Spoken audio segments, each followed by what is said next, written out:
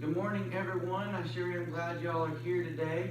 I want to start with a little apology that the candidate family aren't present. We slipped off to Arkansas to go spend some time with some of Mallory's family and have a little family reunion type deal. But I sure am glad y'all are here, and it sure makes my heart happy to know that we have such a dedicated church and that y'all are willing to take your time out and come worship God and grow together in Christian fellowship.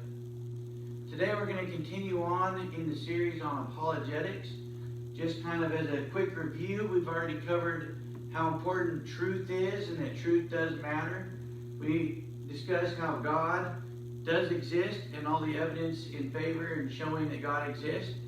Also, we went through all the meticulous evidence to prove the Bible, both the Old Testament and the New Testament.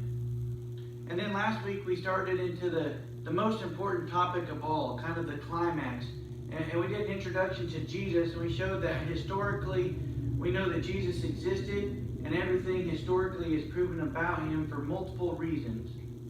But then that leaves us with the question, how do we go from there and take the leap to prove that Jesus was sure enough God himself, God in the flesh, the Messiah?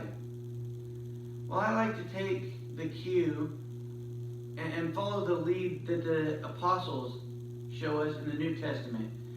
And the two things they always pointed to show that Jesus was sure enough the Messiah was all of the Old Testament Messianic prophecy that he fulfilled, and secondly, all the evidence, the overwhelming evidence for the resurrection, and the fact that he raised from the dead, he conquered death, he has power over the grave and sin and death.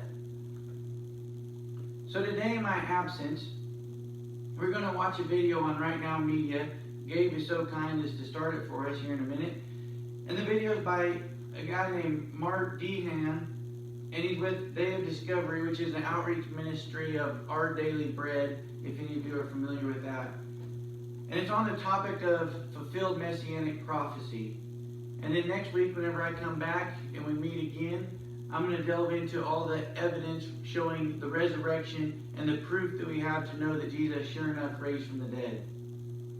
For those of you watching on the YouTube video, I was unable to link the Right Now Media because of copyrights to the YouTube video. So if you do not have Right Now Media, get with me sometime and give me your email address and I'll give you a free subscription via the church. And or I'll post a reminder on the First Baptist Church Guthrie Facebook page showing how to click on a hot link that'll take you directly to setting up your own Right Now Media account. But via the church, it's free to everyone and anyone who wants it. If you have any family members, friends, just let me know. We want everyone to have access. It's such a great resource.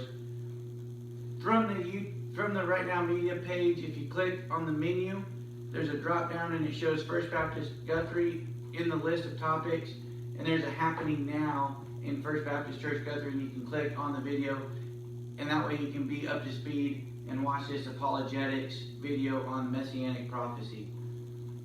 I want to leave you as we begin here with a verse, John 20, verse 31. It says, "But these are written so that you may believe that Jesus is the Christ, the Son of God, and that by believing you may have life in his name."